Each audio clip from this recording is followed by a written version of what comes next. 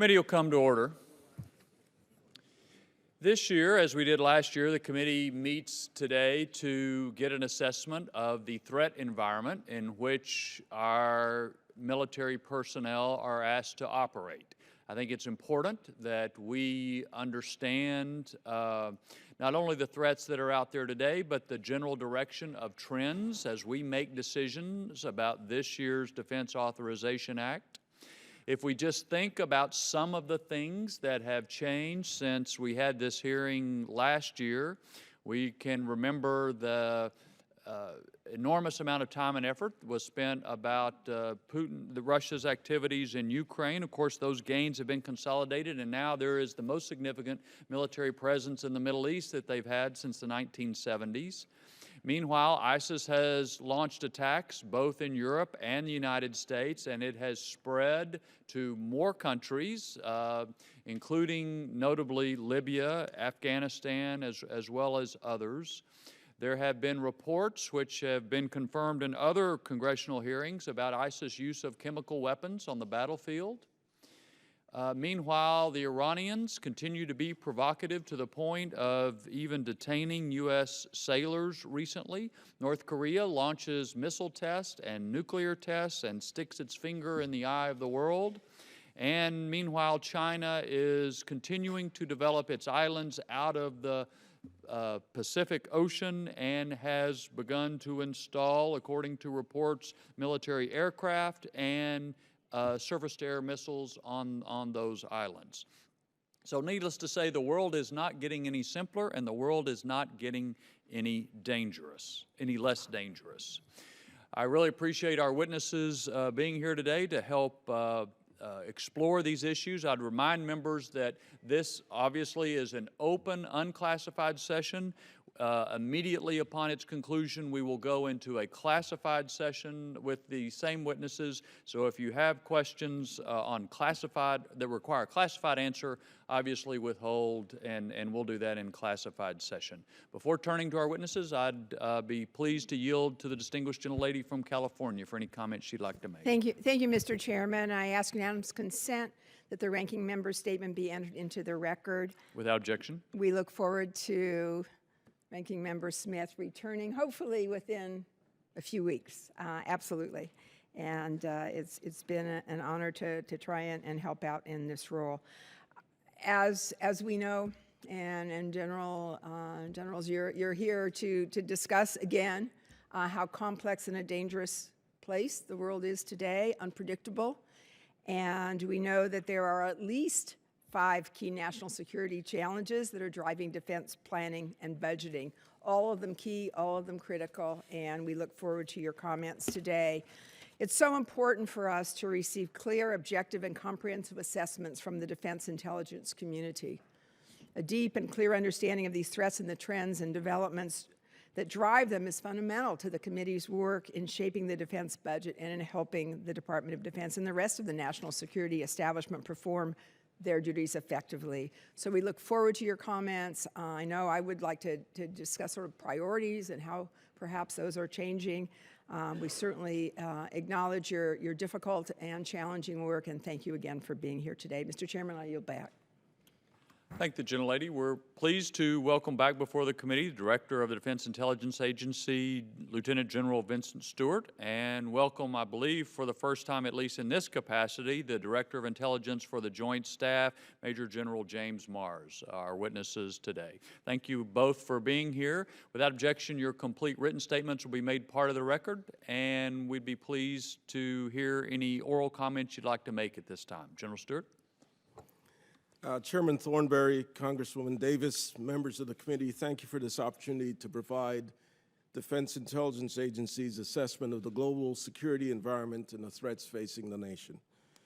Mr. Chairman, my statement for the record details a range of multifaceted challenges, adversaries, threats, foreign military capabilities, and transnational terrorist networks. Taken together, these issues reflect the diversity, scope, and complexity of today's challenges to our national security.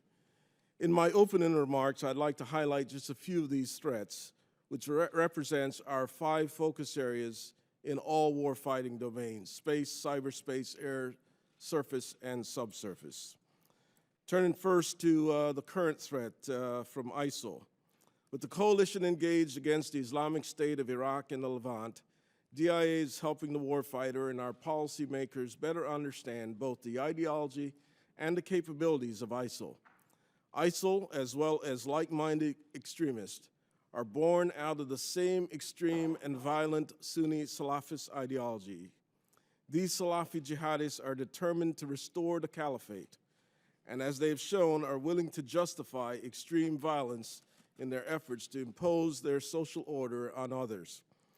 As the Paris attacks demonstrated, ISIL has become the most significant terrorist threat to the United States and our allies. In 2015, the group remained entrenched in Iraq and Syria and expanded globally. Spectacular external attacks demonstrates ISIL's relevance and reach and are a key part of their narrative. ISIL will probably attempt to conduct additional attacks in Europe and attempt to direct attacks on the United States homeland in 2016.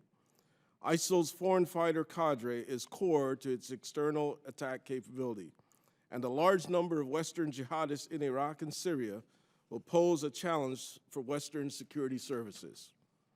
On the ground in Syria and Iraq, ISIL continues to control large swaths of territory.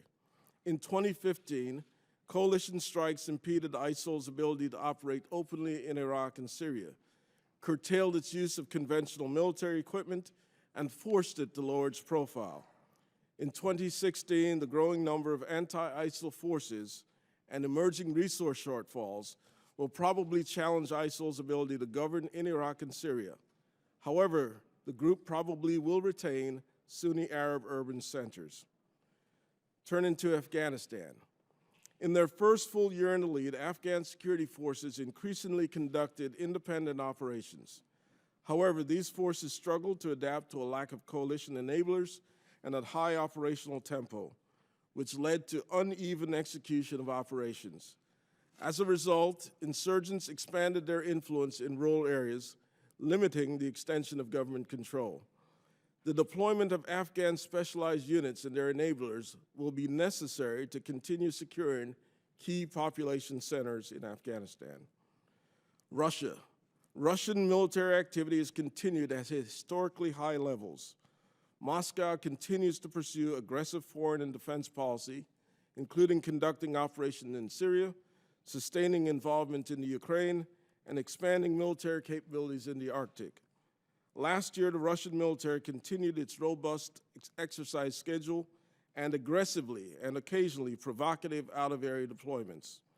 We anticipate similar high levels of military activities in 2016. Turning to China.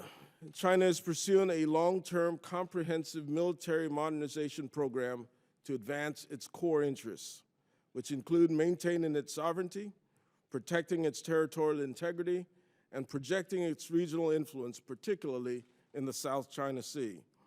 In addition to modernizing equipment and operations, the People's Liberation Army is undergoing massive structural reforms, including increasing the number of Navy, Air Force, and Rocket Force personnel, establishing a theater joint command system, and reducing their current 7 military regions down to 5 joint theater of operations. China has the world's largest and most comprehensive missile force and has prioritized the development and deployment of regional ballistic missiles and cruise missiles to expand its conventional strike capabilities against the United States forces in the region. And they field an anti-ship ballistic missile which provides the capability to attack U.S. aircraft carriers in the Western Pacific Ocean. China also displayed a new intermediate-range ballistic missile capable of striking Guam during its September 2015 military parade in Beijing. In North Korea's nuclear weapons program are evolving, and evolving ballistic missile programs are a continuing threat. In January, North Korea issued a statement claiming that it had successfully carried out a nuclear test, and last month, North Korea conducted another space launch. The Democratic Republic of Korea displays of a new modified road-mobile intercontinental ballistic missile during their recent parade, and its 2015 test of a new submarine-launched ballistic missile capability. further highlights Pyongyang's commitment to diversifying its missile forces and nuclear delivery options. North Korea also continues efforts to expand its stockpile of weapons-grade fissile material. In space, China and Russia increasingly recognize the strategic value of space and are focusing on diminishing our advantage with the intent of denying the U.S. the use of space in the event of conflict. Both countries are conducting anti-satellite research and developing anti-satellite weapons, making the space domain increasingly competitive, contested, and congested. In cyberspace, DIA remains concerned about the growing capabilities of advanced state actors, such as Russia and China, that target DoD personnel, networks, supply chain, research and development, and critical infrastructure information in the cyber domain. Iran and North Korea also remains a significant threat to conduct disruptive cyber attacks. Non-state actors' use of cyberspace to recruit, propagandize, and conduct open-source research remains a significant challenge. Mr. Chairman, the men and women of your DIA are providing unique defense intelligence around the world and around the clock to the warfighters, defense planners, the defense acquisition community, and policymakers to provide warning and defeat these and other threats. I look forward to the committee's questions. Thank you, sir. General Mars. Good morning, Chairman Thornberry, Ms. Davis, and distinguished members of the committee. Thank you for the opportunity to represent the intelligent equities of the Joint Staff and Combatant Commands at this hearing. As the primary military intelligence advisor to the Chairman of the Joint Chiefs of Staff, I'm responsible for providing daily intelligence information to the Chairman, his staff, and many senior defense and national decision makers. Additionally, as the J2, I also conduct intelligence operations plans and policy assessments and make recommendations to the Chairman, the Joint Staff, and Combatant Commands. I share Lieutenant General Stewart's concerns regarding the global threats we face and look forward to taking your questions. Thank you, sir. Let me just ask each of you a relatively simple question. Our core responsibilities under the Constitution are to provide and support and build and maintain the military forces that are necessary for the defense of the country. And a lot of the decisions we make affect not just the military today, but the military tomorrow, 3-5 years out. So the trends, the way things are moving, are important for us to try to keep in mind. Nobody can predict the future, but the general direction of things. So my question to you is, what are the primary trends that you see in the threat environment that we should take into account in making decisions about military personnel and pay and benefits and weapons and equipment and so forth? What are those trends that you think are so significant that we've got to keep those in mind as we make the program-by-program decisions that is our responsibility to make? General Stewart? Mr. Chairman, I'll start, and General Mars will correct me when I'm done. We talk about the complexity in the world today, but we're looking at breakdown of nation states as we knew them in the past. We're talking about regions where nation states are fracturing, and we're uncertain how those nation states will act after conflict is done. We're seeing resurgence of Russian activity, as I mentioned earlier, where Russia intends to exert its influence on the global stage and will challenge our interests wherever those interests are globally. China, again, continues to push the envelope in reclaiming territory, disputed territory in the South China Sea that will complicate our ability to maneuver and conduct operations in the Pacific. These terrorist organizations, whether it's Al-Qaeda or it's ISIL, continue to push the idea that they will replace the international order as we know it with an extreme ideology. So whether it is resurgent Russia in Europe whether it's a rising Iran in the Middle East and the conflict between Iran and the Saudis in the Middle East, or it's the competition with China in the Pacific. There are just a range of global actions that we have not seen the likes of which, it's certainly in my time as I've served. So the world is far more complicated, it's far more destabilized, it's far more complex than at any time that I've seen it, and the outcomes in the next several years will be decisive for our nation. And Jim, I don't know if you get it. Well, just, General Mars says, before you respond, what I heard then was the breakdown of the liberal order and the nation-state system is one of the dominant trends that has a number of repercussions that we have to keep in mind as we think about military capability. Now, I may have heard it, but that's what my ears heard. That's correct, Mr. Okay, Chairman. all right, General Mars. Thanks, Mr. Chairman. I think I'd underscore two things that General Stewart mentioned. First, on the non-state side of the House, I think the continued challenge of ungoverned or weakly governed areas is something that absolutely is facilitating the growth of these violent extremist organizations. That combined with relative ease of access of technology, and specifically cyber technology that allows these organizations to rather quickly develop linkages. What I would say on the state side of this is that the real challenge, I think, is the volume of capabilities we're seeing being developed that really threaten our competitive advantage. And principally what we're seeing in Russia and China is just a breadth of capabilities from strategic systems to anti-access area denial to even, I would say, a growing adeptness at operating sort of just short of traditional military conflict that is posing a significant challenge in the future. Okay, I'm repeating this back to you just to make sure I understand. So among the things I think you said are erosion of our technological superiority, and that's us especially versus Russia and China, and then these new forms of warfare conflict are another part of that, at least on the state side. But actually, ISIS employs them as well through their social media and other aspects. Is that the gist of it? That's accurate, sir. Okay.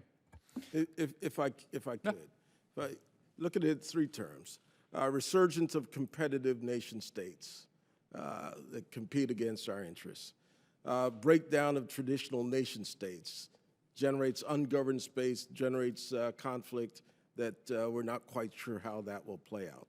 And then the ability for emerging states or even non-state actors to have access to disruptive technology that's readily available across a wide range of networks. So those three things combined leads to a trend that is manifests itself as a very, very unstable condition in our world today.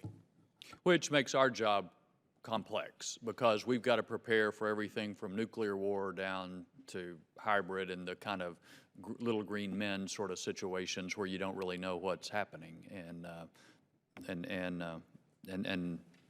that's the challenge that y'all face as well. Ms. Davis. Thank you, Mr. Chairman. Thank you again for being here. Given what you've just stated, could you share with us how we then reorder, if at all, our intelligence priorities framework? What are we doing differently? Clearly, during the Cold War, intelligence collection was important. That obviously has been shifted in many ways to counter terrorism for a number of years. So what's changing, if at all, why, and what should we be doing about it in terms of resources? So none of us in the intelligence community like to set priorities because we'll invariably get it wrong. The area that we think is stable will turn out to be unstable. But I'll tell you what I've done. We've got 5 priorities that I consider no-fail mission for the Defense Intelligence Enterprise.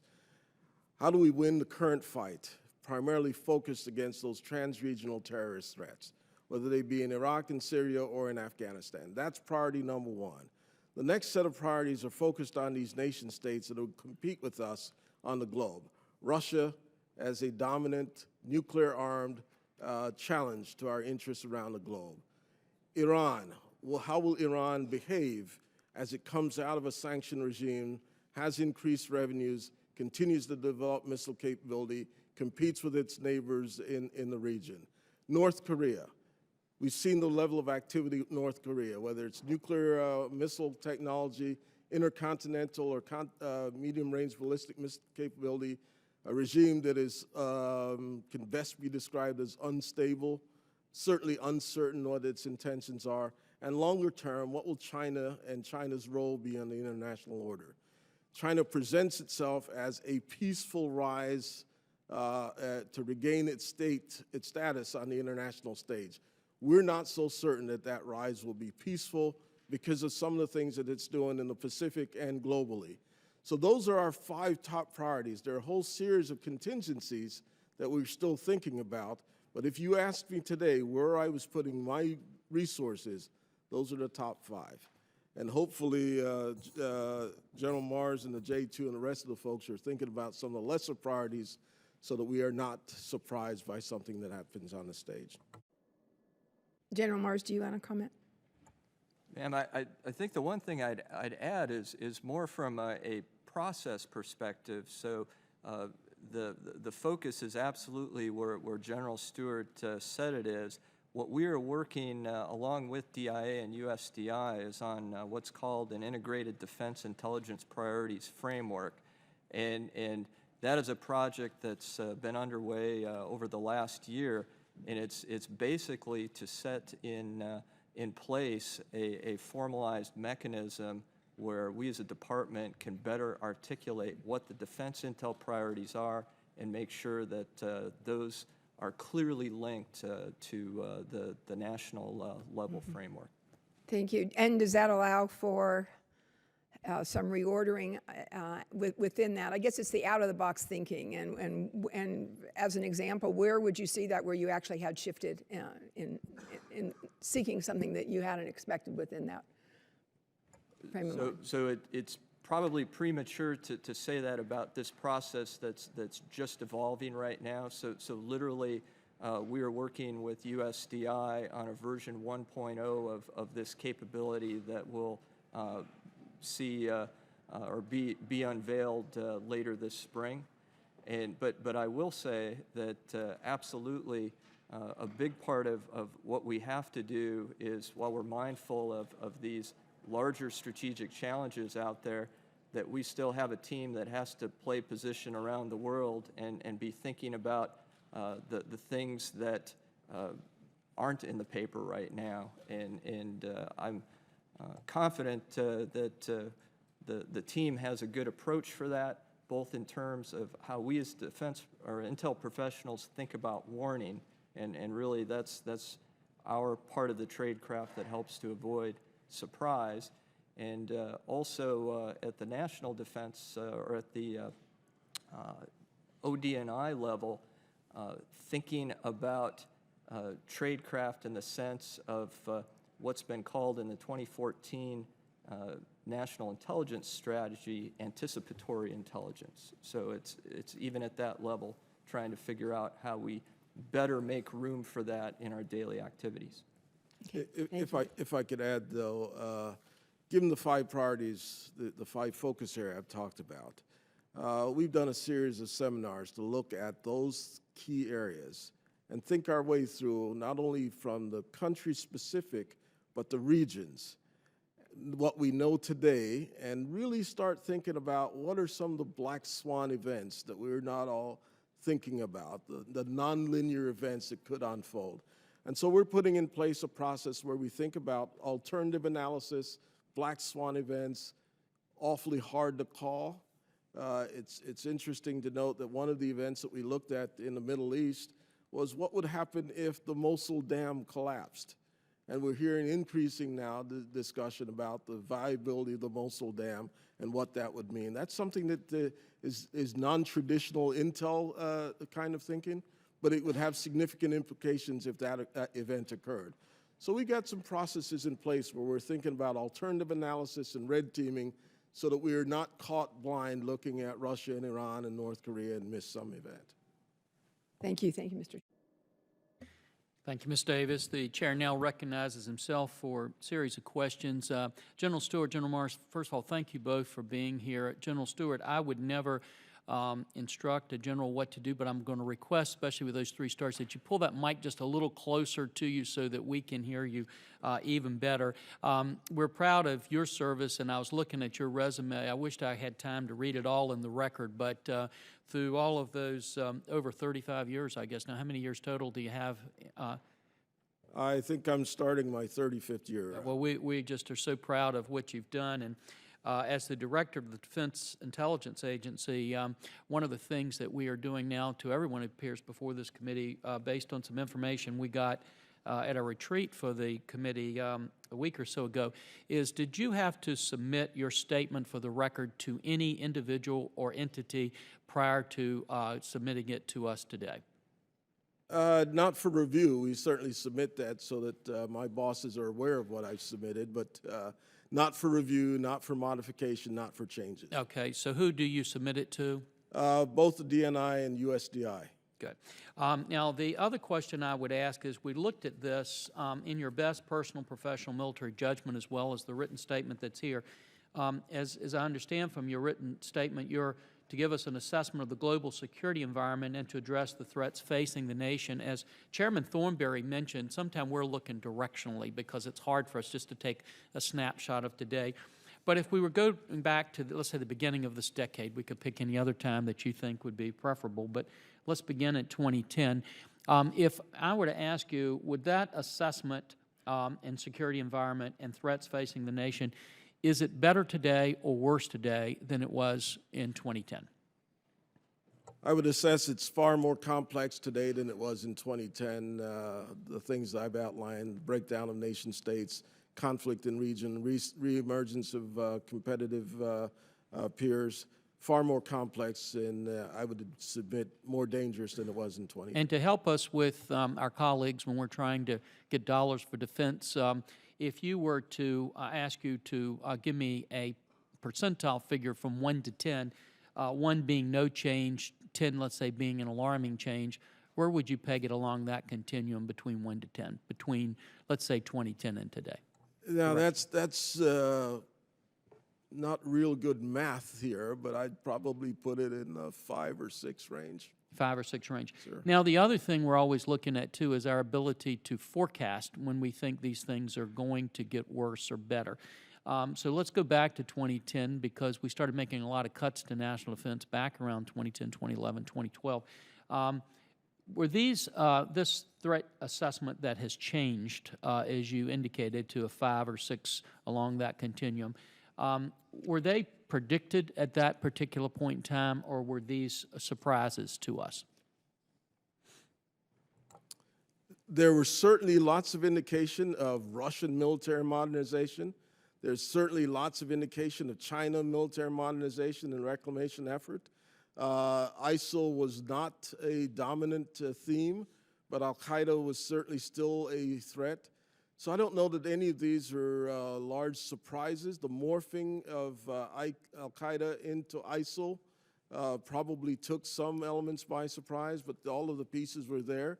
So much of the things that we are seeing today, we saw the precursors of those things in 2009, 10, 11, and have now just manifested themselves on the international stage. So it's hard for me to call them surprises when there are lots of indicators there in the past. So then, just to sum up, basically the assessment of the global security environment on the threats facing our nation today have gotten about a 6 on a 1 to 10 scale in terms of difference between no change and alarming change. And according to your best assessment, most of those were predictable. probably at the beginning of the decade as we went into this. I think there are great philosophers somewhere out there said prediction is particularly difficult especially when it's about the future. So I think there were certainly some trends there that would indicate that we would be headed for troubling times if we did not reverse or counter a growing Russian military modernization, a more assertive and aggressive China in the Pacific, the breakdown of some of the states in the Middle East, the competition between Iran and Saudi Arabia, the possibility that ISIL would establish or attempt to establish a caliphate. All of those precursors were there. They've just now grown full-blown in the last 3 to 5 years. And I would concur with your assessment, and I think our big concern is that that's why many of us were so puzzled that we began cutting national defense so much over this decade when we could have predicted pretty much this kind of alarming world we're now facing. The chair now recognizes Mr. Langevin for 5 minutes. Thank you, Mr. Chairman. General Stewart and General Mars, welcome. Thank you for your testimony before the committee today. And as we help to shed light on some of the most dangerous threats that are facing the nation around the world today, General Stewart, I'll start with you. I thought that was a very insightful analysis in terms of the challenges we face in terms of resurgence of nation states, breakdown of some traditional states, and the rise of disruptive technologies. Can you give the committee a sense of how you are properly organizing and resourcing the Defense Intelligence Agency to both better understand these threats and understand where they are going in the future? Maybe some specific examples so that we understand what the outcomes of these trends are going to be and how they will challenge the United States going forward and how we're prepared to counter those threats. Following the lead of my predecessor, we've reorganized the Defense Intelligence Agency along integrated intelligence center lines. That allows us to focus on regional challenges and give a center director all of the authority to work with the combatant commands to understand the many challenges in that region. That's a key foundational portion of what we've done to get a better sense of the challenges that we face. We've laid on top of that an architecture, at least we're building an architecture. We commonly refer to it as ISITE, the Intel Community Information Technology Environment, that will allow us to use a cloud-based architecture to move content, make content available to the analysts wherever they are in the enterprise. That, I think, will be very significant in making information available and then using some big data analytic tools help us to see these trends and represent those trends in a more timely manner. That's very important next step. And then leveraging or working closely with our partners, our international partners, so that when we understand where we have shortfalls or risk, we can use our partners to mitigate some of those risks or shortfalls. I do not have enough capacity to cover the globe. I will not be able to cover every contingency and every crisis given the structure that we have today, which is why we focus primarily on those 5 areas that I've talked about. But we're doing all the things process-wise, organizational-wise, architectural-wise, command and control-wise to make sure we have the best information ready to deliver to our policymakers. And anything this committee can do to help increase our capacity would be greatly welcomed. Thank you, General. So among the things that you touched on and the things that, one of the things that concerns me the most, of course, is the rise of disruptive technologies, and clearly none can be greater than the cyber threats that we face. And how do you feel we are positioned in terms of our ability to understand our adversaries' cyber capabilities, and do you feel that we are properly resourced to defend against those threats? We are actively building back the analytic capability to understand adversaries' cyber capabilities. So we're building that back. We've made some investments to get some analysis in that space.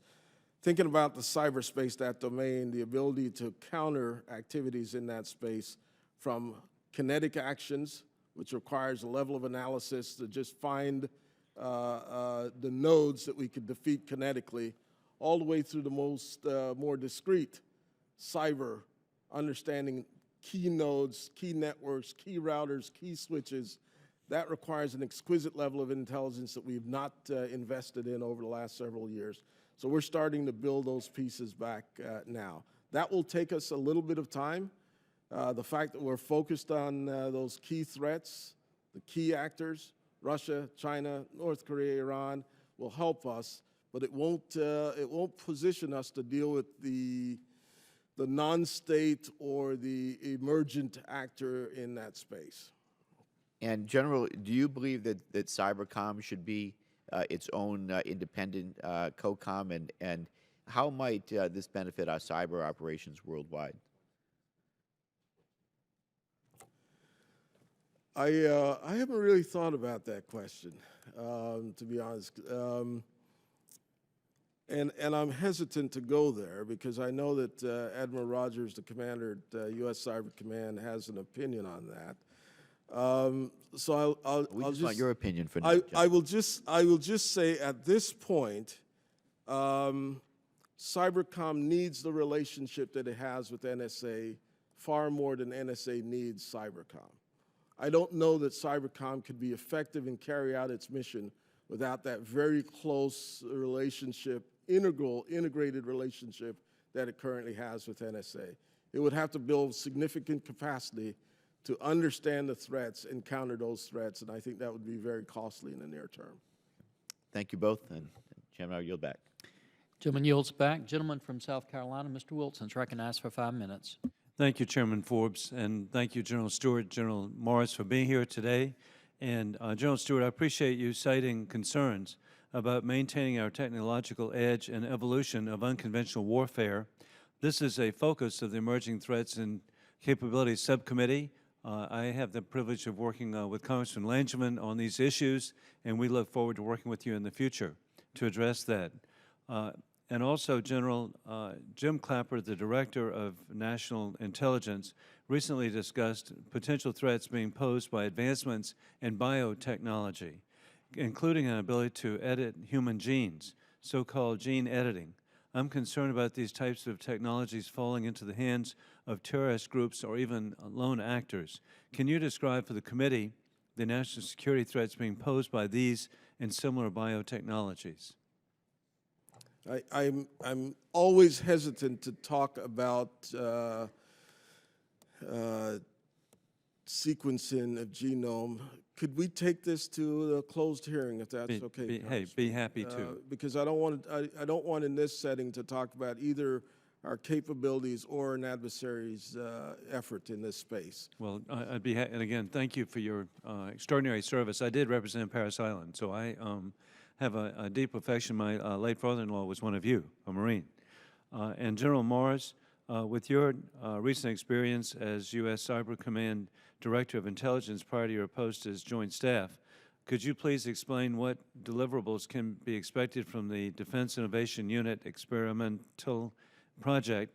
And Secretary Carter has established a program between the military's innovators, cyber warfare operators, and private sector innovators such as Silicon Valley.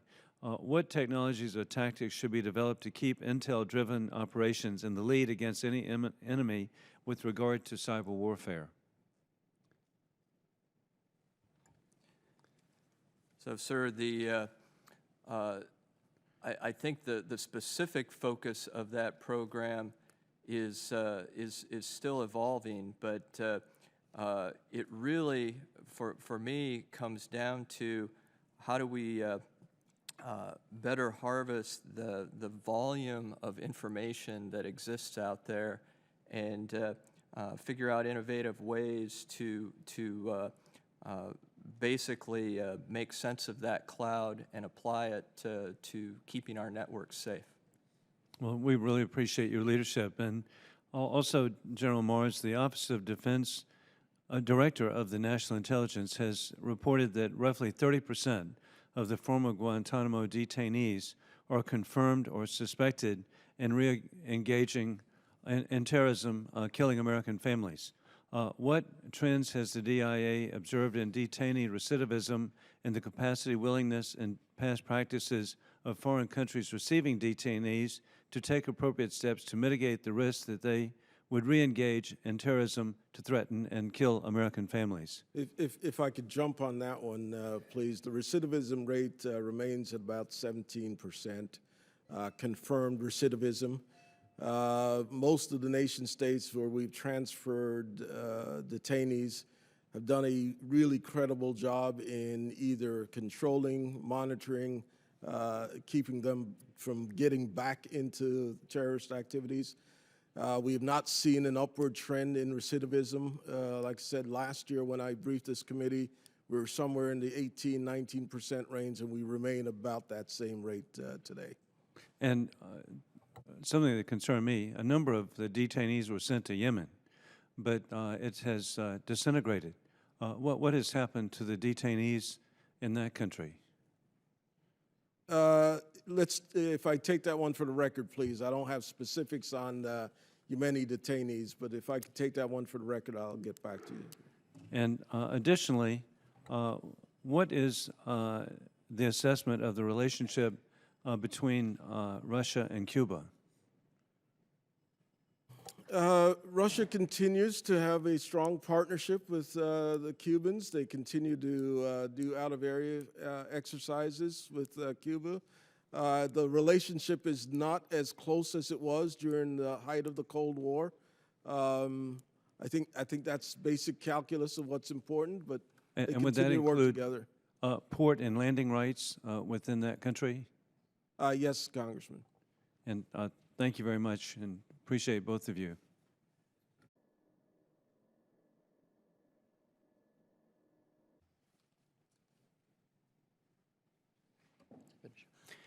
The gentleman from Washington, Mr. Larson, is recognized for 5 minutes. Thank you, Mr. Chairman. Thank you for the patience in letting me get back to my chair. Wasn't too obvious. General, can you talk a little bit more about China? And I apologize I wasn't here, but I was here for your opening statement. In discussing the three categories of territorial integrity, there was the first one, but then you talked about its projection into the South China Sea.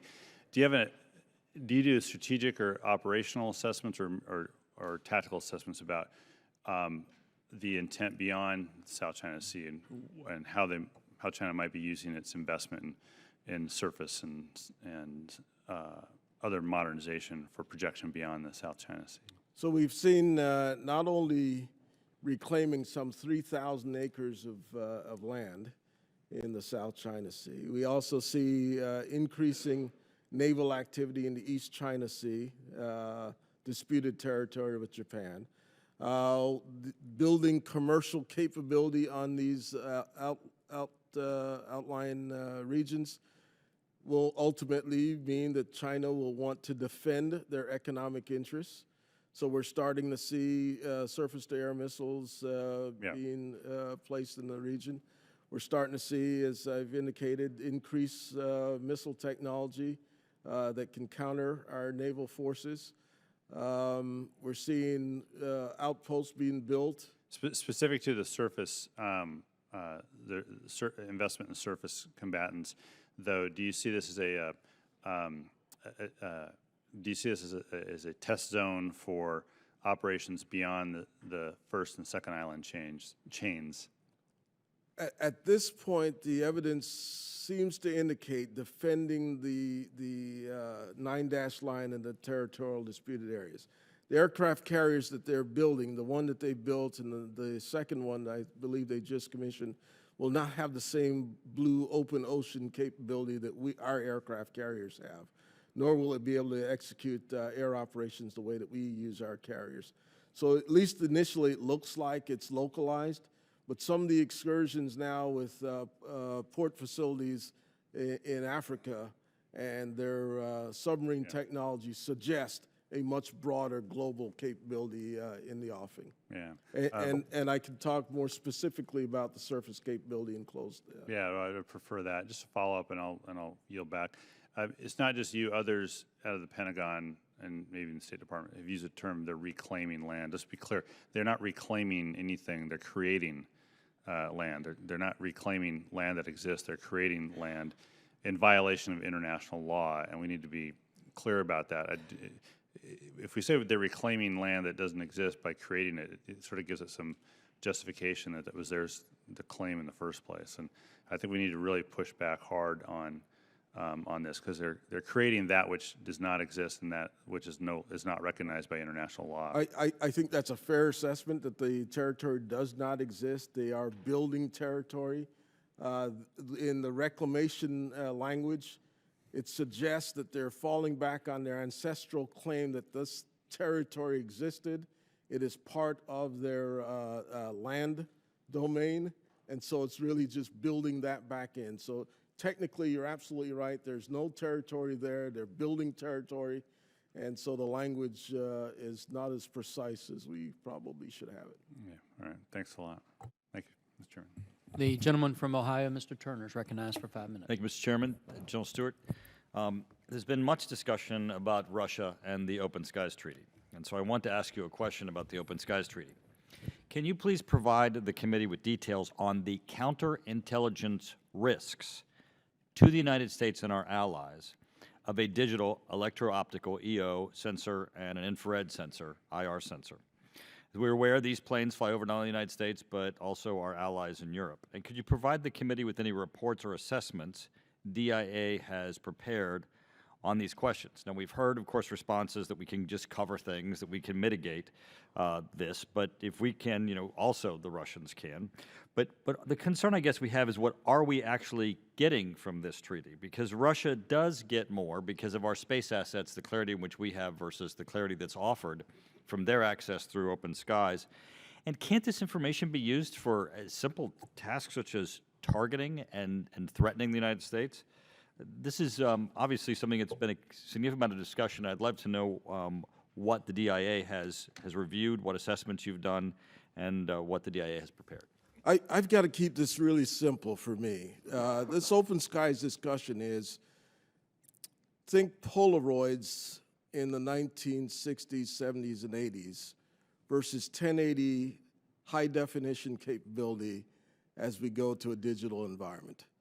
The things that you can see, the amount of data that you can collect, the things that you can do with post-processing using digital techniques allows Russia, in my opinion, to get incredible foundational intelligence on critical infrastructure, bases, ports, all of our facilities. So from my perspective, it gives them a significant advantage. And it would, yes, we both can use the same techniques.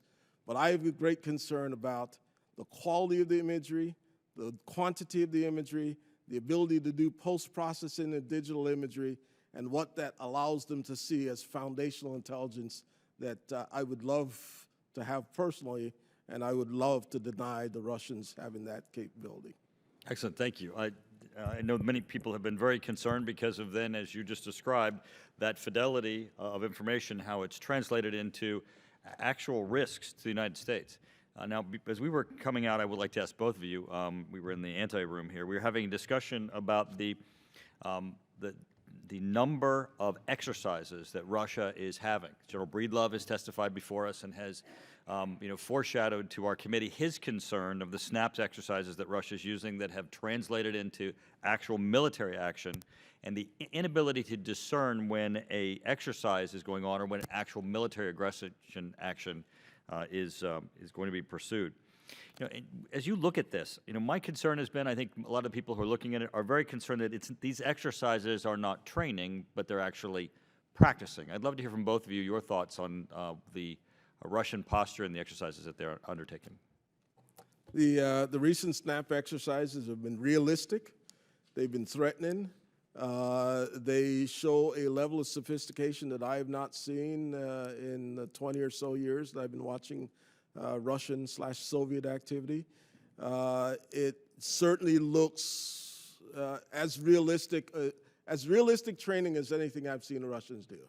Now, whether that's training because of the improved military, improved technology, lessons learned from what they've seen us do, or genuinely practicing for out-of-area or defense of Russian sovereignty, quote, sovereignty, they're as realistic as anything that I've seen the Russians do over the last 20 years.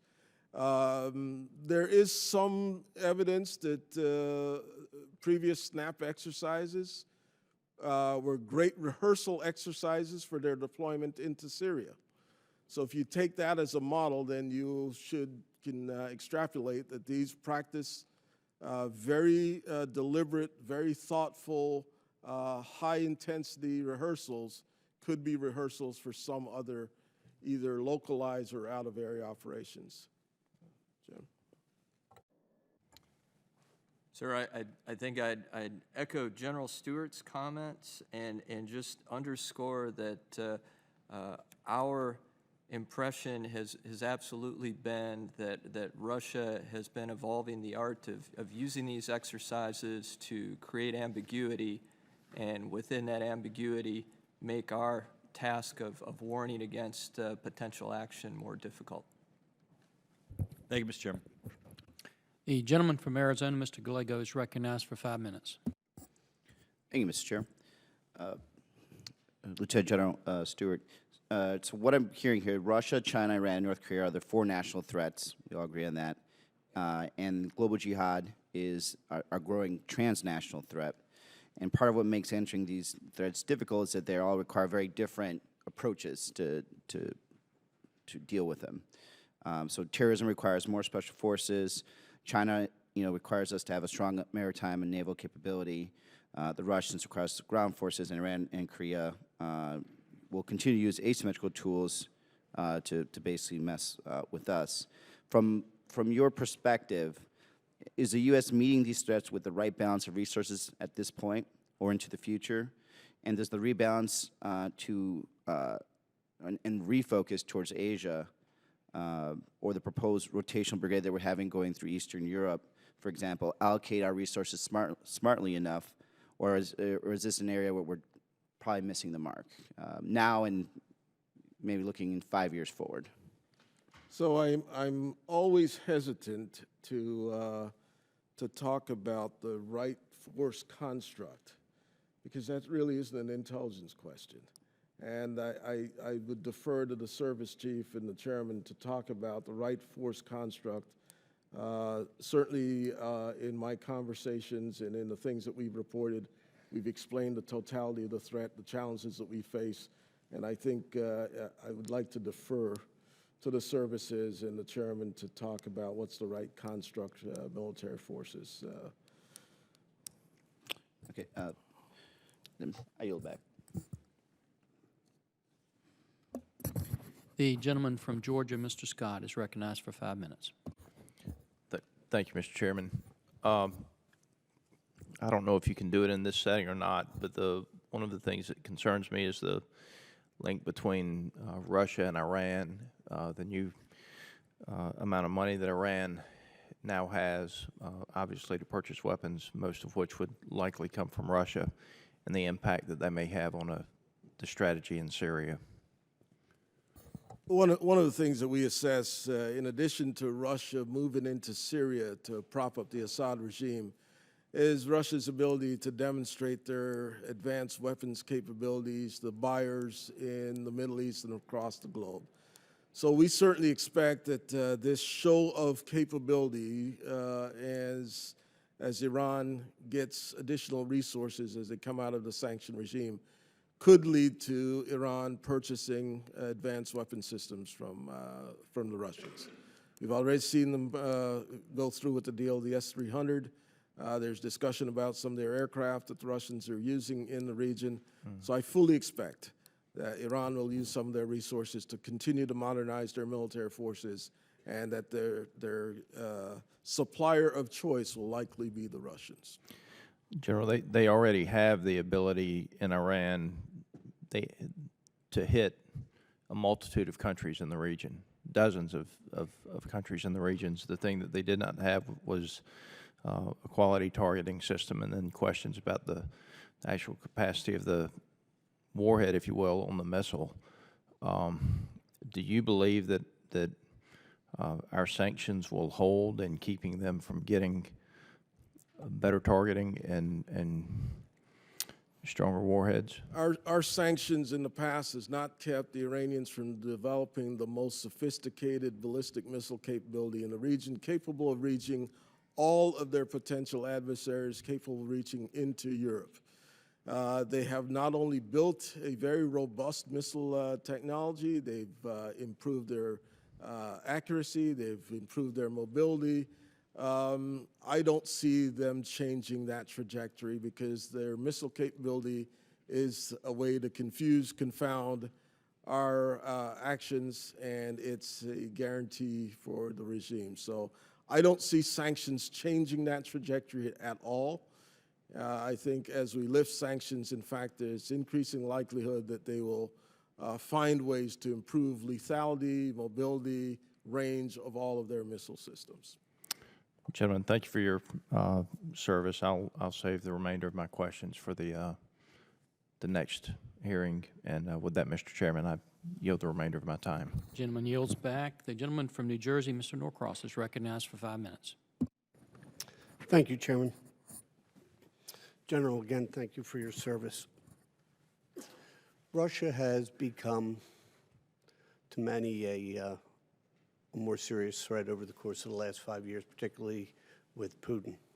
When we're making projections through intelligence, what is the likelihood of that leadership remaining past the end of the year? What is your intelligence telling? The likelihood that Putin remains will there past remain? the end of the year, because there are a number of folks who've come out publicly suggesting that the economy is strangling him and he's hanging on by a shoestring.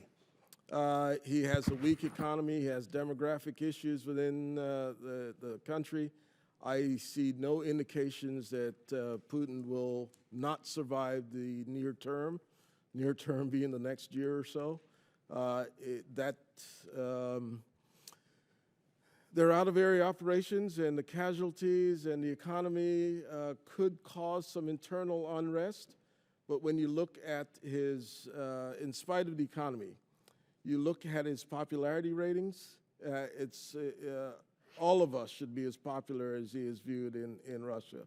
The Russian people has a tendency to endure more suffering and pain than most of us are willing to accept.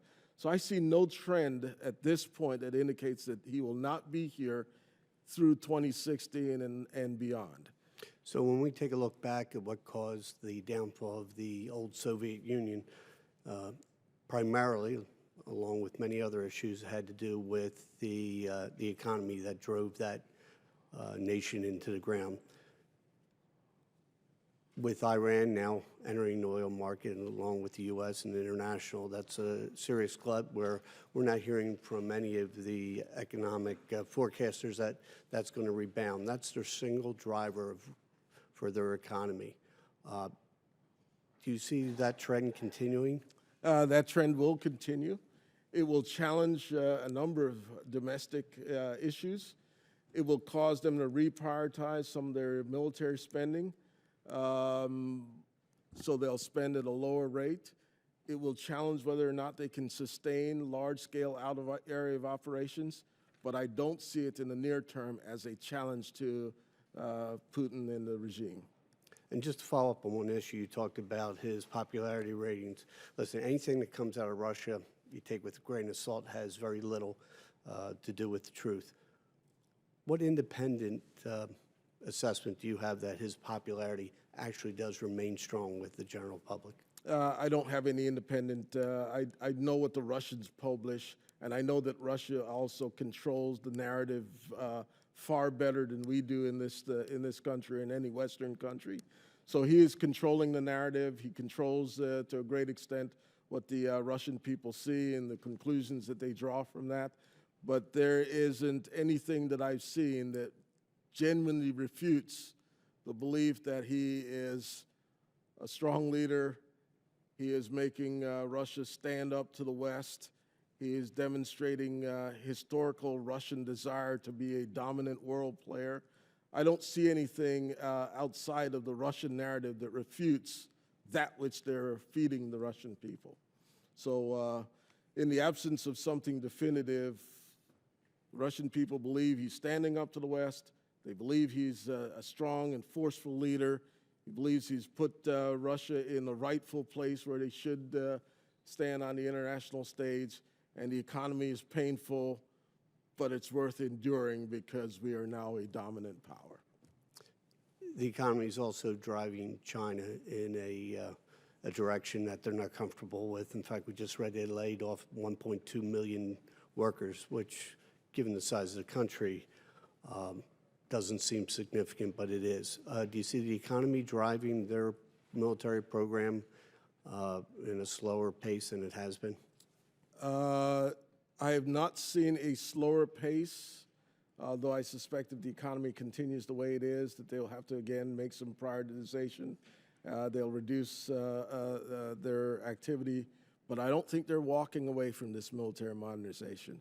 It may slow, but they're not walking away from this military modernization. That's core to China's future. Thank you, and I yield back. The gentlelady from New York, Ms. Stefanik, is recognized for 5 minutes. Thank you, Mr. Chairman, and thank you, General Stewart and General Mars, for your service and for being here today to testify. Like many of my colleagues, I want to focus my question on the implications of a resurgent Russia to the intelligence community. In addition to your testimony today, we have heard from senior leaders in DoD, as well as leaders in academia, of Russia's resurgence and military modernization in terms of their ability to apply this hybrid threat model in Eastern Europe. What is your assessment of how well our intelligence community is equipped to counter this hybrid threat? What changes have we made, and what changes do we still need to make in order to maintain pace with the very complex 21st century threats we're facing today? I'm not sure that I'm at all comfortable with the hybrid threat description. I think most nation states would be really insane to take us on in conventional approach because of our superiority in our conventional weapon systems. So they're going to take us on in the information space. And try to control and dominate the narrative. They're going to try to come after us in asymmetric, large or small formations that will confuse our targeting effort. That only makes sense to counter the way we are structured and the way that we generally fight and have fought for the last 15 or 20 years. So I'm sometimes anxious when I hear Russia ascribe to creating this hybrid threat warfare, because I think it just makes sense to counter our superior conventional capabilities. Now, having said that, how do you defeat that? How do you get after that from an intelligence standpoint? That requires a significant more investment in understanding the open source environment, so that you can understand these little green men as they show up, because they're going to do some things in the open source that you ought to be able to exploit. You're going to require much more robust human capability. And those human capability must be targeted against specific threats in specific regions. And then you've got to have a way to deal with the idea that an adversary will want to deny, degrade, deceive, destroy your information environment and your information messaging. So if you can think your way through those, at least those 3 layers, you've got a chance to defeat the, quote, little green man, and then be able to apply conventional military capabilities against an advanced threat. Do you feel that the intelligence community is adequately equipped to address those threats that you just outlined and the changing nature related to the open source environment, the increase in human capabilities that we need? What changes do we need to make going forward? So yes, we're starting now to re-energize how we use open source as foundation to what we do in the intelligence community. I think for far too long we've invested in the high-end, high-technology collection, where in many cases there is a great deal of information that we could use, foundational type of intelligence that's available, open source, publicly available, with limited or no expectation of privacy. So we're starting to put the model together where we can leverage open source environment. We're not there yet. We need a good governance model. We need a model that talks about ethical behavior in open source environment. What are the right trade crafts to use in open source environment? How do you protect private citizens, American citizens' information in that environment? So we're stepping our way through that now. In terms of the human aspect, there is still more that we need to do in refining precisely where those hard targets are and investing that human capability against those hard targets. I think we're making progress, but we're not quite where we need to be at this point. General Mars, do you have anything to add? I think at this point, I would just say that, and really, it's been emphasized well by General Breedlove in his recent testimony, that there has been a concerted effort at the senior levels of the department, not just in DOD, with General Breedlove, the secretary and the chairman, but also working with Director Clapper on how to make these changes quickly. And I'd be happy to talk in more detail in closed session on that. Great. Thank you for your testimony. I yield back. Ms. Gabbard. Thank you, gentlemen. I'm going to run through a few questions in different parts of the world, the first starting with Iran. I know that our intelligence in the past has been relatively limited or poor, and I'm wondering now in the post-Iran deal world that we're living in, how your intelligence picture has changed or improved, or what you're looking at in helping us both as we're looking at the implementation of the deal, but also with what's happening in Iran overall. I hate to do this. I really do, but I'd like to take this to a closed session. I thought you would say that. I think talking about where our footprint and our opportunities might be would. Moving over to Eastern Europe, what would you say Russia's priorities are given their actions and activities in Syria as well as Ukraine? And then also on the Ukraine side, how much and how effective have you seen the Ukrainian military using their new special forces and unconventional tactics against the so-called Russian separatists there along the border? I'm going to take the first question, and then maybe General Mars will take the Ukrainian question. Russia has not lost sight of the Ukraine as an important, maybe even vital interest to be included as part of the Russian Federation.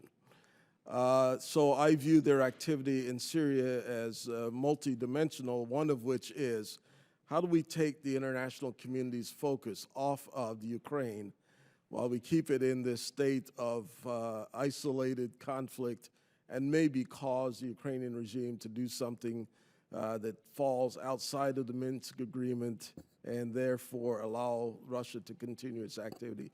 So I think part of one of the things that I believe Russia has done in Syria is taken our attention off of the Ukraine. And I suspect that at some point they'll come back to the Ukraine, either under the guise that we have solved the problem for you in the West by our actions in Syria. Therefore, you ought to lift your concerns, your restrictions, and your sanctions against our activities in Ukraine, and you ought to give us some dividend. And that dividend might be defined as your hands off of the Ukraine because it is a part of our sphere of influence. So I think this is a very, and maybe I'm ascribing too much to the Russian thinking, but I think this is part of the grand plan that Ukraine remains in a state of conflict, but never lose sight of the fact that Ukraine must be part of the Russian sphere of influence and outside of the West. And I think my answer to your second question regarding the effectiveness of Ukrainian special forces has been improved and I think led to an increased ability or increased agility on the part of Ukraine to respond to separatist actions. Okay, thank you, Mr. Chairman. I yield back. Mr. Nugent. Thank you, Mr. Chairman, and thank you, generals, for being here today.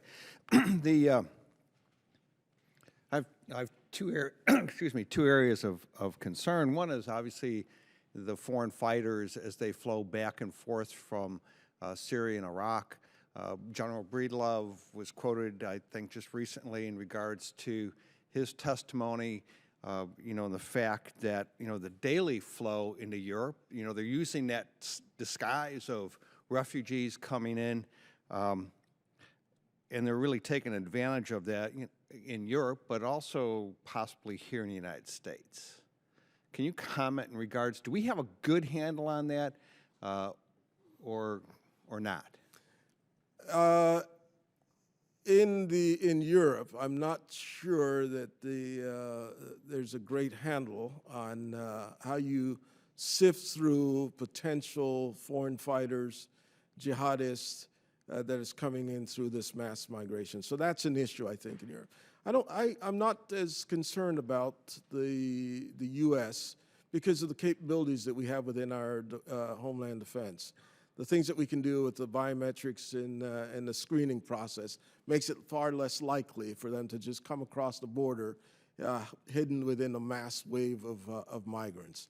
So I think it's less of a challenge here. It's not a completely diminished challenge, but I think it's far less here than it is in Europe. But wouldn't that be the case? I mean, obviously that's true if they're coming through a point of entry in the United States.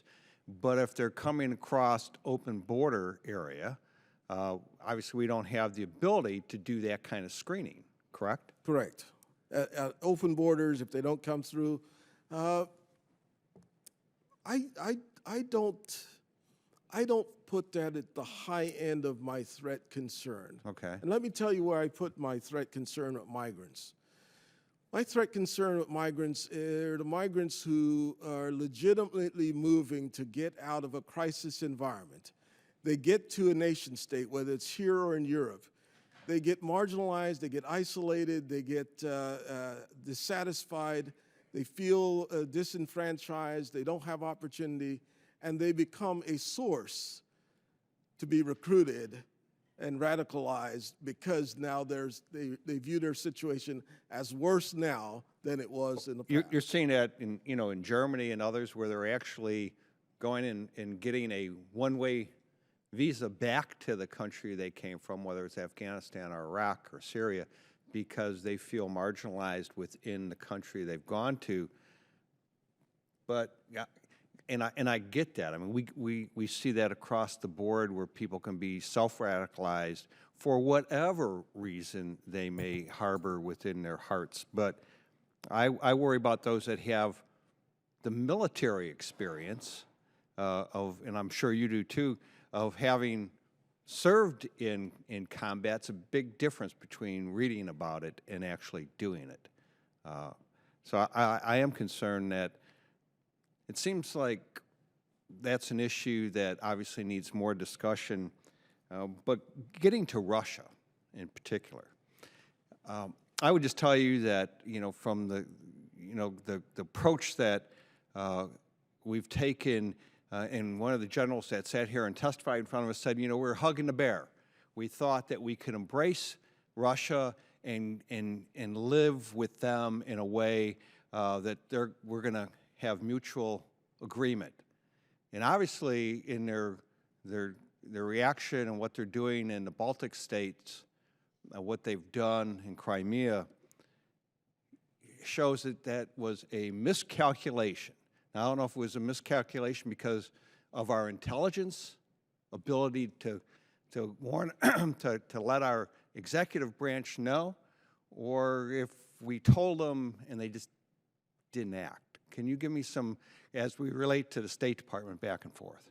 I think maybe some of this is a little bit of revisionist history. Okay. To be quite honest, Russia is carrying out and acting today in the same way that a nation state. Well, I agree, but did we not try to take a different approach with Russia? As one of the generals that sat here and spoke about, we were trying to hug the bear. Absolutely. We were trying to get them to. We thought we. And wouldn't that have been a different reset? Wouldn't that have been a positive thing to do? Oh, absolutely. If we could have gotten the Russians to. But did we honestly? Did they have the intel to give them the proper perspective to know that, hey, listen, that may or may not happen? That's all I'm asking.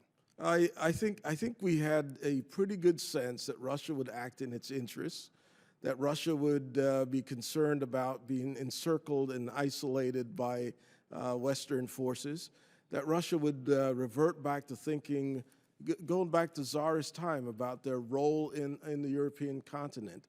So all of that was available for folks to look at.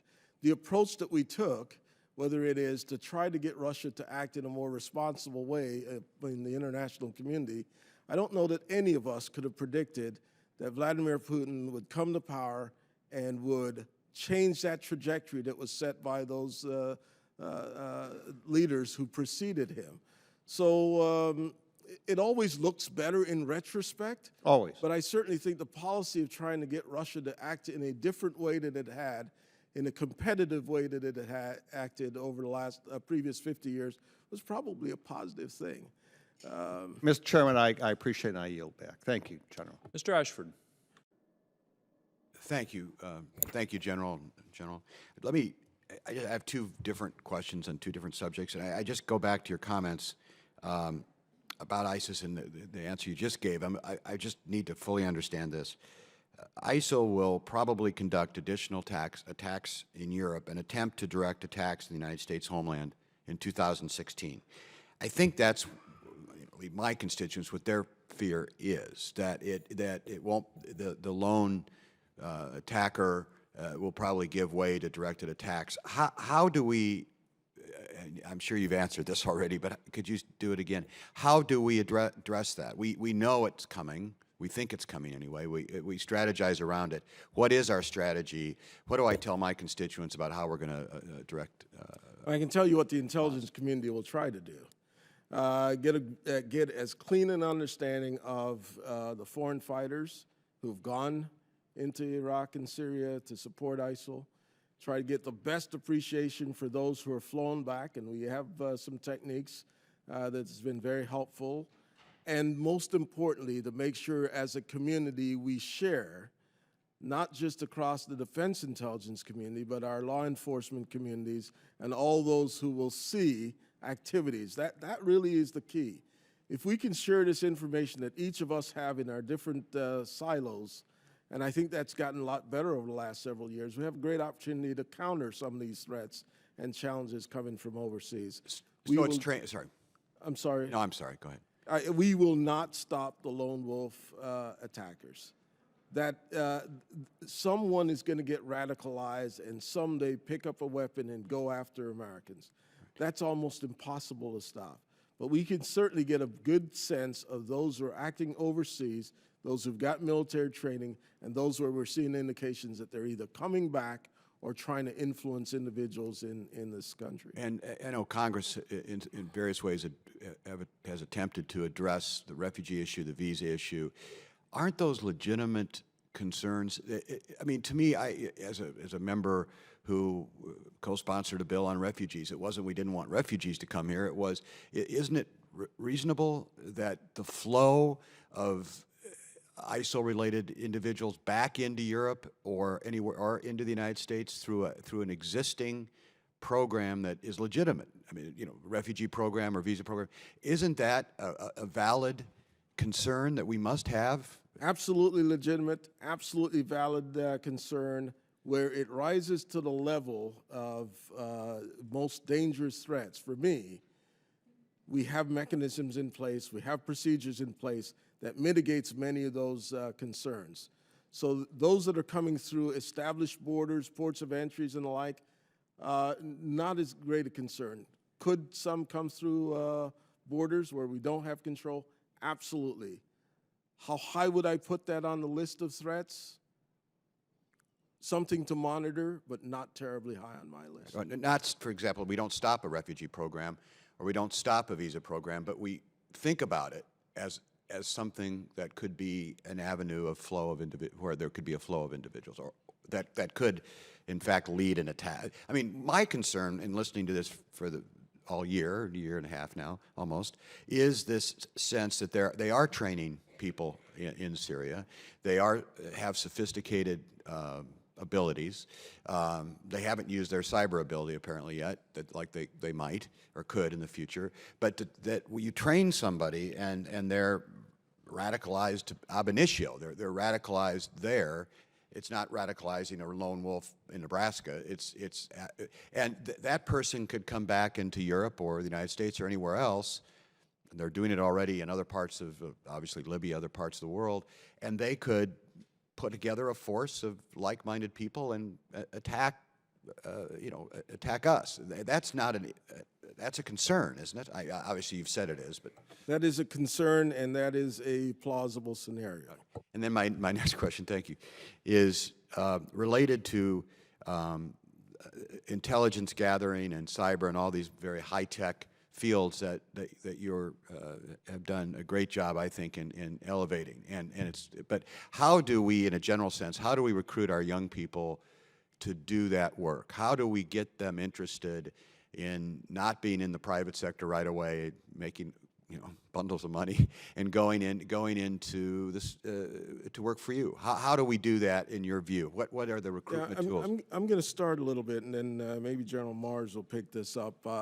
I found no problems with the Marines who are genuine patriots, who had great technical skills, who are willing to do this business in cyberspace when I was associated with U.S. Cyber Command. None of them were leaving because they could get paid more by any of the industry giants. They did this business because they were true patriots who wanted to serve their country. Where I found folks who left was because we didn't have a well-designed construct to retain them and allow them to continue to do this highly skilled work that they wanted to do. In spite of bonuses, we tended to move them off to do what they viewed as non-trivial missions. And so they weren't leaving for money. They were leaving because they couldn't get to do the things they loved doing. Thank you, General. I'm way over time, so thank you. Joe Mars, is there anything you wanted to add on that question right quick? Sir, I guess I would just say, having had some opportunities to be a consumer of cyber skills along the way, that absolutely the more we can get out early on and I guess expose our young folks to what's possible within this community, once they see that and the mission that's involved, it's pretty easy at that point to bring them on. Okay. The only thing I would add, General, is to the extent we can help in these career tracks, we want to be helpful. A lot of it is not within, or traditionally within the thing that we decide, but there are some aspects of this, and we want to be helpful in just what you said. Ms. McSally. Thank you, Mr. Chairman, and thank you, gentlemen, for your testimony and your service. General Stewart, you mentioned, the transnational threats, the ISIS threat, certainly didn't happen overnight. I talk about it as a generational threat. I don't think it's going to be defeated overnight. In your best military judgment, how long do you think we're going to be dealing with this type of threat? Again, it's right now ISIS, but it comes in many jihadist forms and affiliates in these ungoverned spaces. How long do you think we'll be dealing with this as a major threat, requiring military capabilities, to address the threat? Yeah, that's a terrific question. We spent a little bit of time recently looking at this particular threat, the ISIL, the center of gravity. What are their critical vulnerabilities so that we could take this particular threat down? But the reality is, it is based on a very extreme Salafist ideology. And unless there's a narrative that counters that ideology, it will reemerge someplace else in some other form. That's probably not a ideology that we in the West can counter. We need our partners in the region who believe in the broadest sense of Islam and what it brings to the table to have this dialogue, this conversation about how do we, this very marginalized group, when you take apart the 1.6 million Muslims and you whittle it down to this Salafist jihadist movement, you're probably talking less than a couple 100,000 folks who are as great a threat to Islamic regimes, in fact, in many cases, a greater threat to Islamic regimes than they are to the West.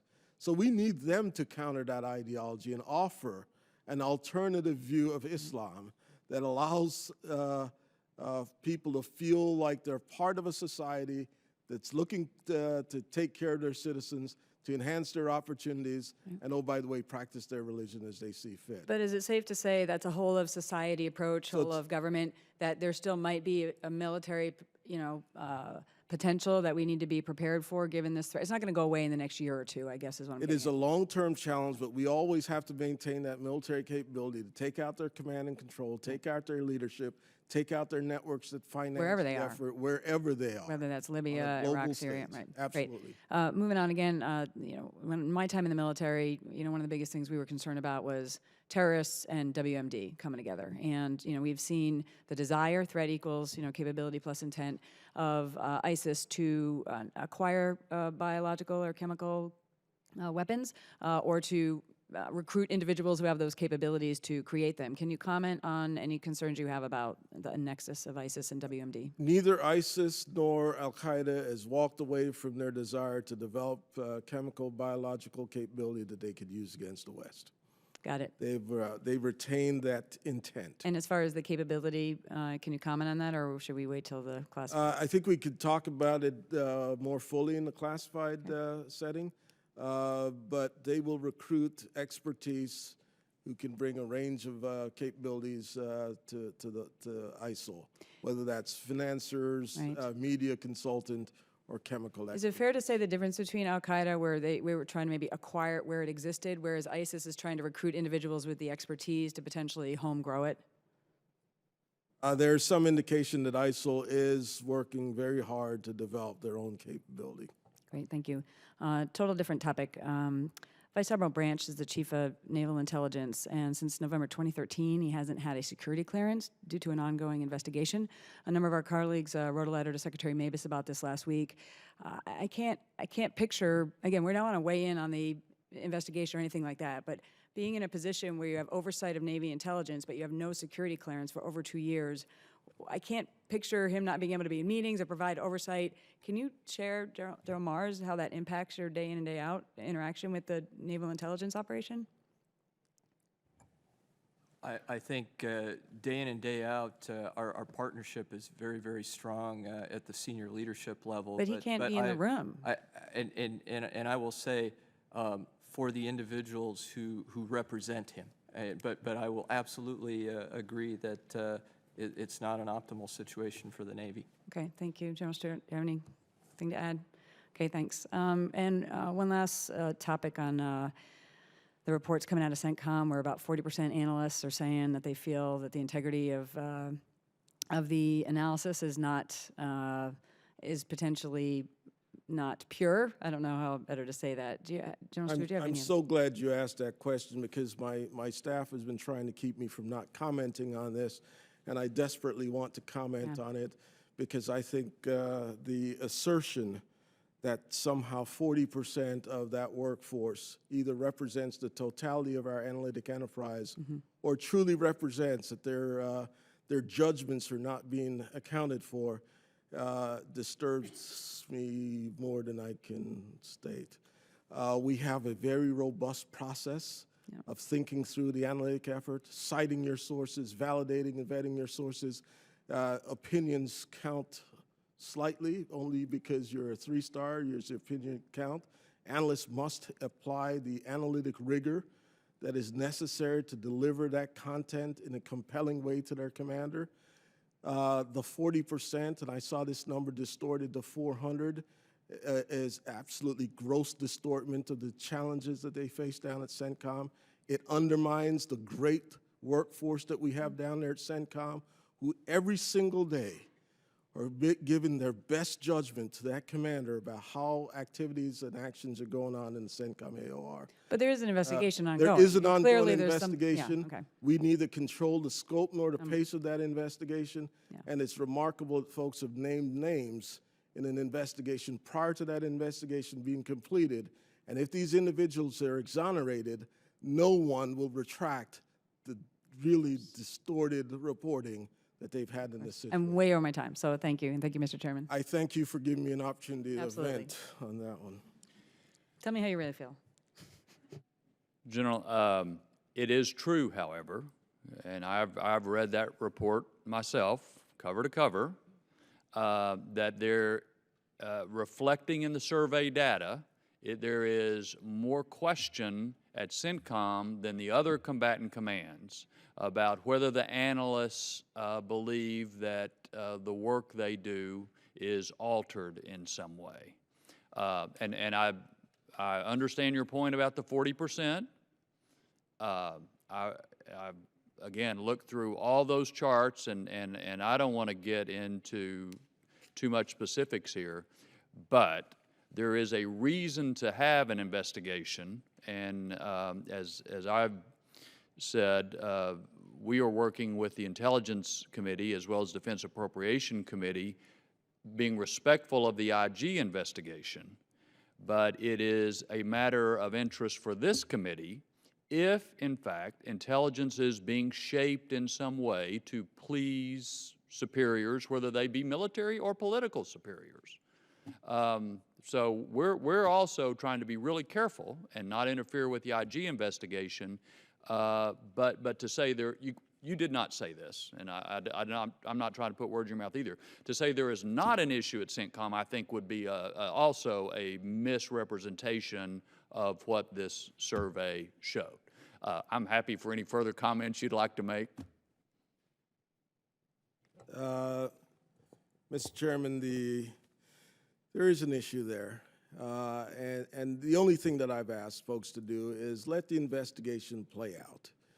Let's do a thorough investigation. Let's understand what the real issues are down at Central Command, and not impugn the entire analytic effort of the Defense Intelligence Enterprise, which is what some people have done. Yeah. And that's disturbing when you're trying to lead a workforce that has the challenges that we've talked about here, and yet they're questioned and challenged and judged poorly in the media and by a number of other individuals.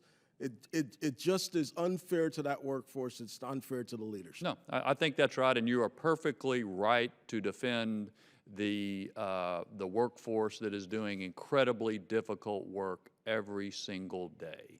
And I think you're also exactly right. This investigation, both the IG investigation and what we're doing among the committees, ought to proceed, but as is appropriate for intelligence, it ought to proceed not in the public eye.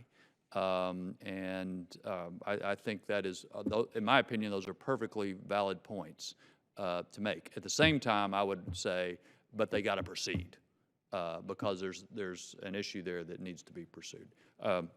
Mr. Waltz, thank you for letting me take a little of your time, delay your time a little bit. Gentleman's recognized. No, thank you, Chairman, and thank you both for being here. Again, I'll try and get up to that line where I understand some of this may have to go into the classified, but after the 2009 Georgian incursion by the Russians, it became apparent to them, it looks like, that their armor wasn't where it needed to be. And there's been talk of how much they put into that and how much they've done. I'm curious about what you're able to gather from this, because we can gather that they have new main battle tanks and things like that, but putting an armored vehicle into the field is one thing. Keeping it there is quite another. I'm more interested in what do we know about their maintenance or logistics. How do they do that? And are they doing it to a level that should be of concern? Yeah, I think we probably should talk about this in the closed hearing, because they have systematically modernized not just the weapon system, how they deploy and employ those forces and sustain those forces. So. No, very good. No, I appreciate that. The only other thing I would say is we're talking worldwide threats and those things.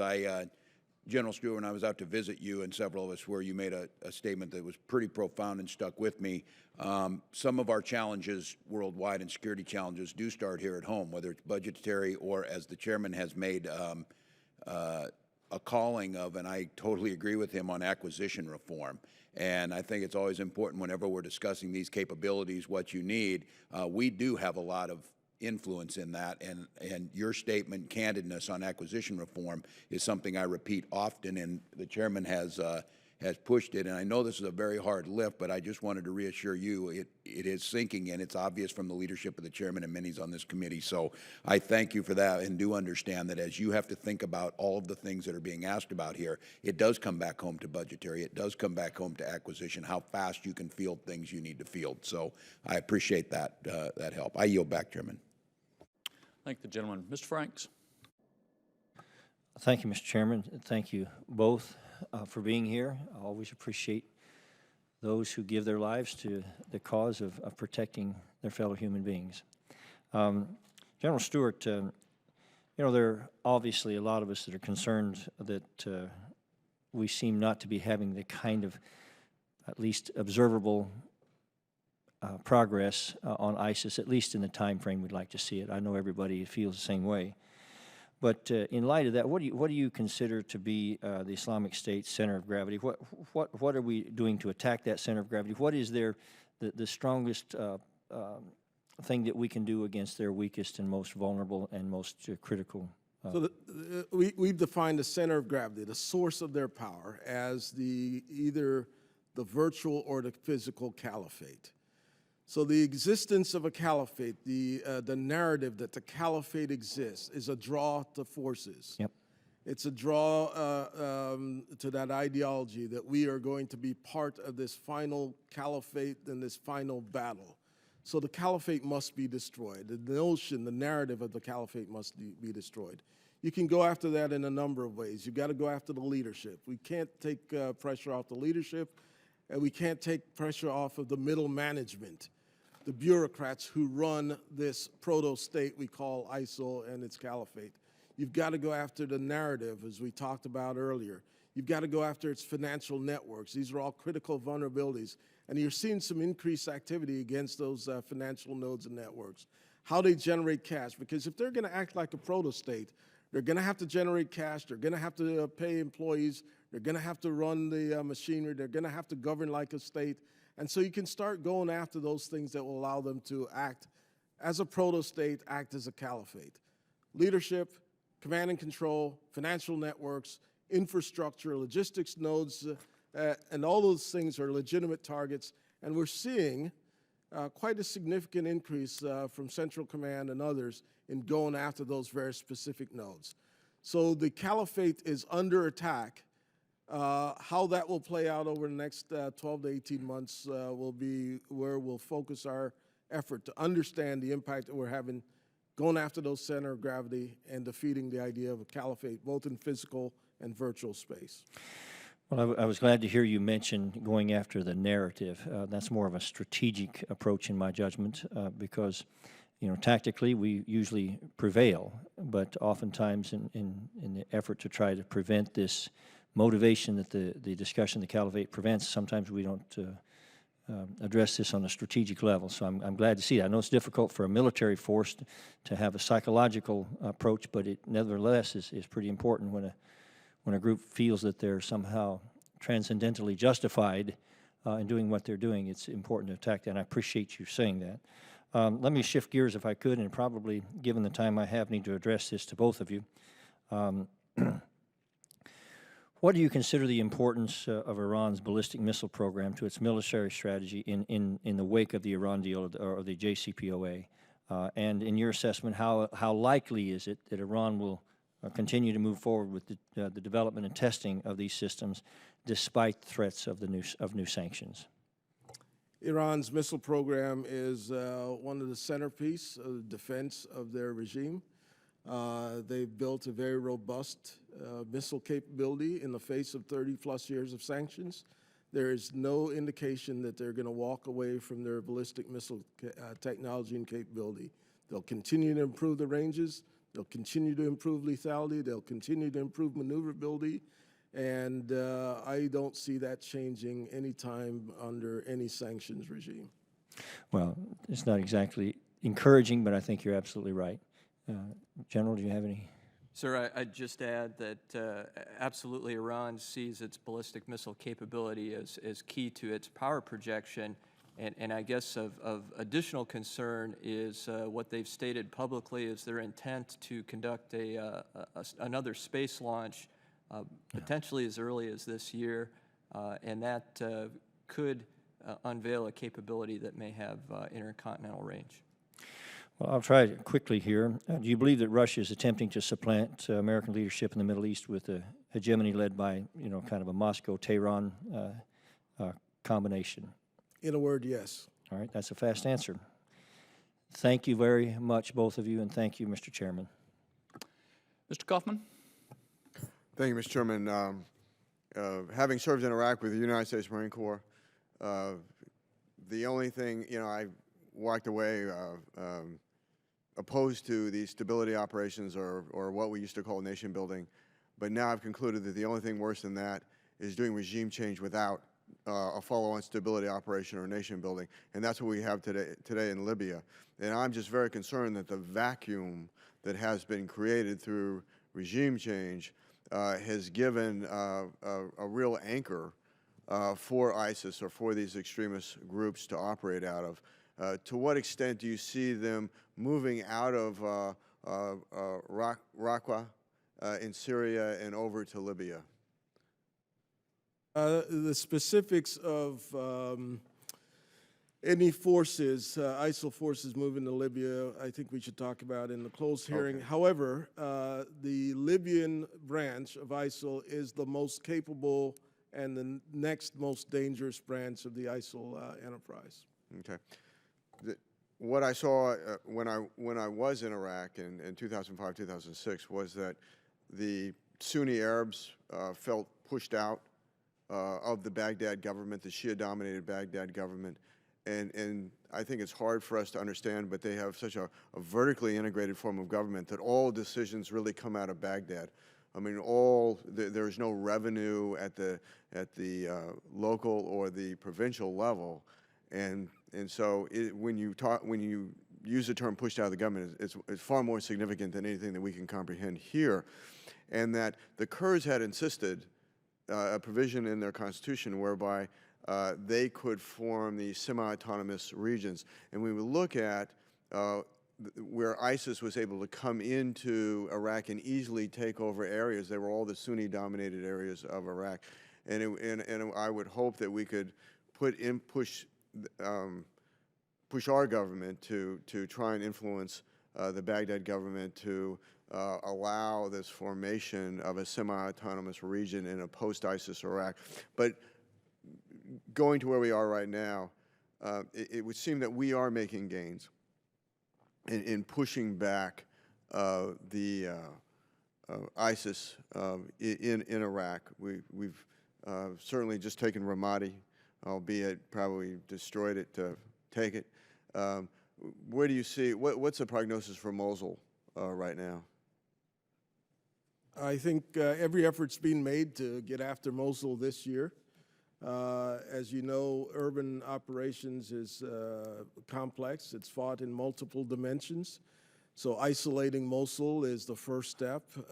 Whether or not the Iraqi security forces are ready to go in and systematically clear an urban environment, a large urban environment, I don't believe that they have the capability. They'll need significant amount of help from coalition partners. I don't know that they will ask for that help.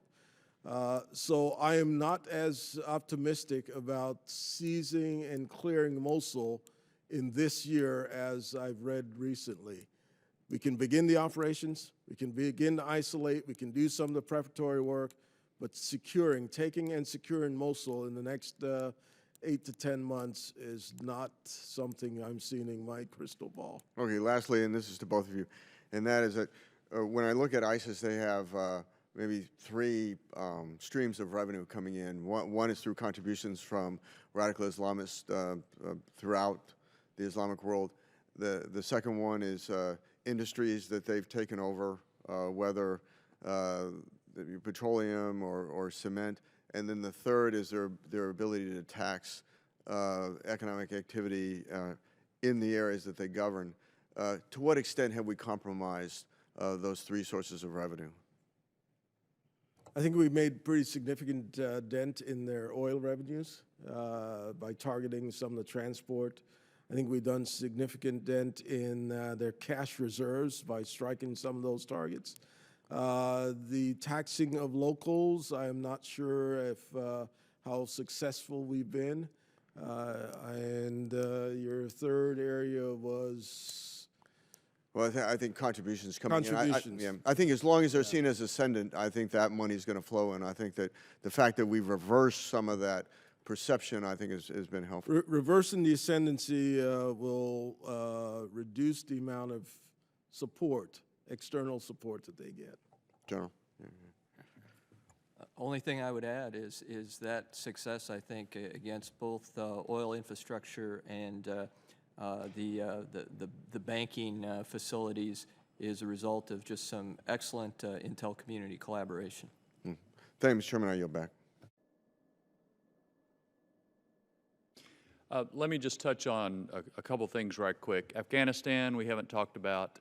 To what extent do you believe that a significant terrorist threat to the United States would reform in Afghanistan without constant pressure being applied against it, whether that be al-Qaeda or ISIS?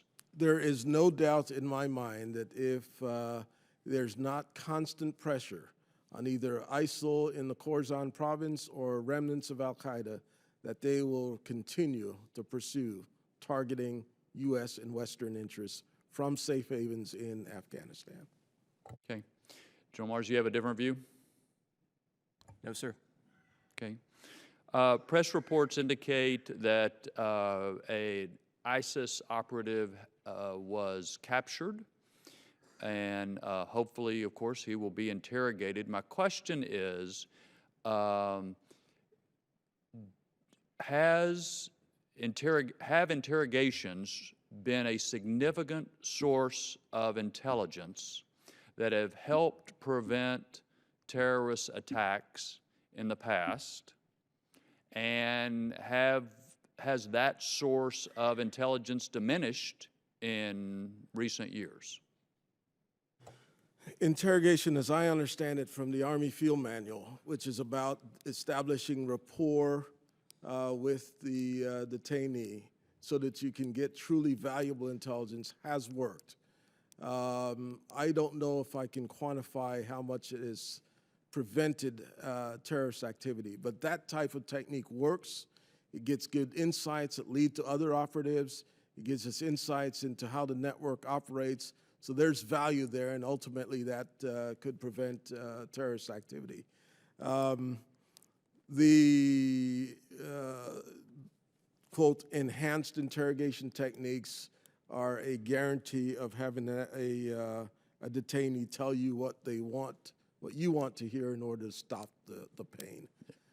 Really what I was getting at is we hadn't been doing much questioning because we hadn't had many captures in recent years. Isn't that right? So you may have noticed an uptick in special operations intended to capture, interrogate, and gather materials that will give us greater insights into the network. And I think that will pay dividends in the long term. Yeah, I think a significant source of our information we have not had in recent years. We hopefully will have it. That's part of the reason, this is not y'all's issue, but we asked the administration to provide a plan on how they intend to deal with detainees that they capture in the future. It was one of the omissions in the report that we received last week. That's all I have. Susan, do you have anything else? Okay. Thank you both for being here. And this will conclude the open session of our hearing, and we will see y'all momentarily upstairs. Hearing stands adjourned.